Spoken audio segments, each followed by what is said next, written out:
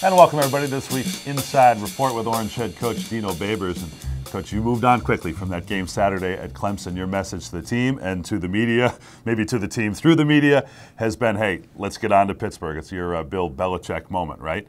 But we always kind of start this with, after some sleep and some film review, what did you make of the game Saturday at Clemson? Just an unbelievable contest. I thought that special teams and defense, we played a fantastic game. Obviously, offensively, we left some points on the board in the first half. Second half, obviously, very difficult to move the ball. Only 3 first downs is not acceptable from an offensive standpoint. And then defensively, that last drive, wish we would have done some things differently, obviously, to have some more success, but we didn't. The defense was out there too long. They were too tired. And from a whole team standpoint, other guys needed to do their part, and we kind of left them hanging out there a little bit, which was disappointing.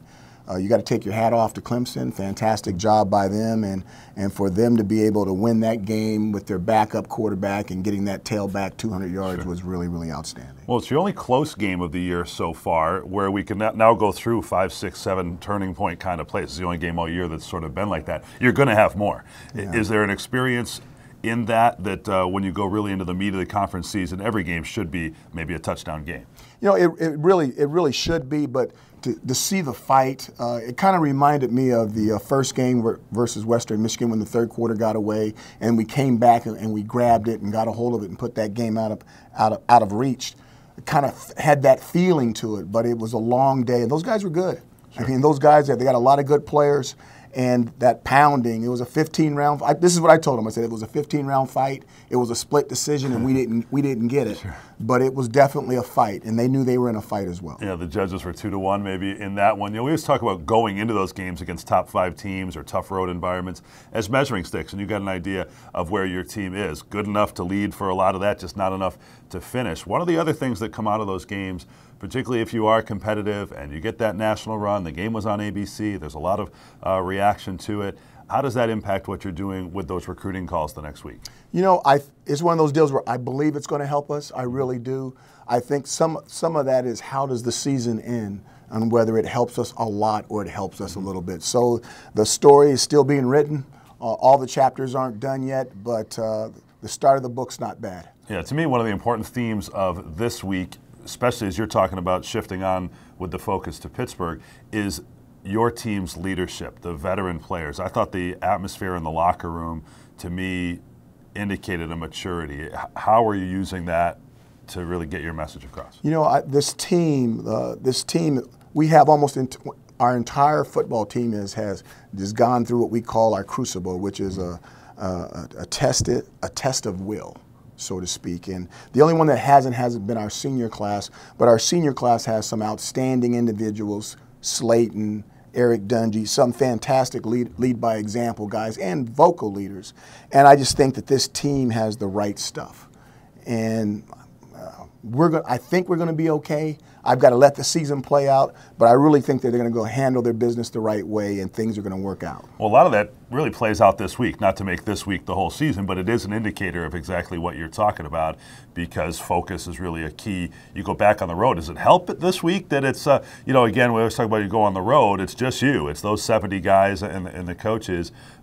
Seems to me that's the way to keep everything isolated this week. I think it really is good to go on the road this week, to go back out there again, to show that we are a good football team, and you can't say you're a good football team unless you win on the road. We're 1-1. We've had 2 opportunities. We're sitting at 500. We don't like being average. We need to be above average, and we're going to have an opportunity this Saturday. No, I think I've heard a time or two that Syracuse this week hasn't won at Heinz Field since 2001. You were a coach at Pitt for 1 year, 2003. That was the beginning then of this streak where Pitt has had the upper hand. And I don't know what comparisons you can make. Different coaches, different styles of play, certainly different scores. The last one was a basketball score. When you were at Pitt, what was your viewpoint of Syracuse? And now that you've been on sort of both sides, this is Eastern football. What do you think?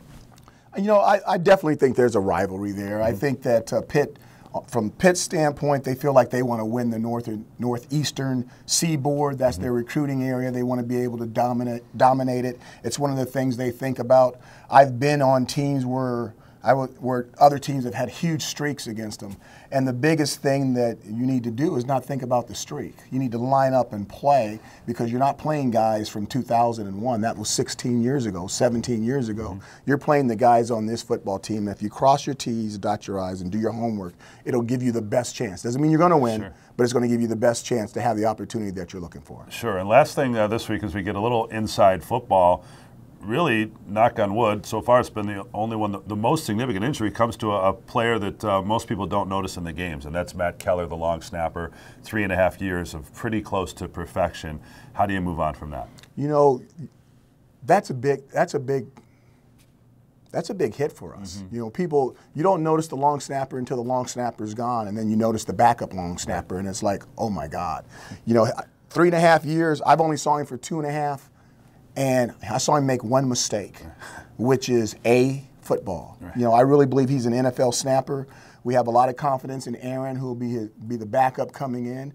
And hopefully, if Aaron is close to him, we'll be able to continue to have the success that we've had on those punt teams and those PAT and field goal teams. So Aaron Belinsky, the next name to know, the freshman in the middle, is part of that very good special teams unit, among the nation's best, so maybe all the other units can lift up that one position. Coach, thanks for your time. Best of luck on the road this week. Thanks, Matt. Orange head coach Dino Babers. You can catch his exclusive comments here every week.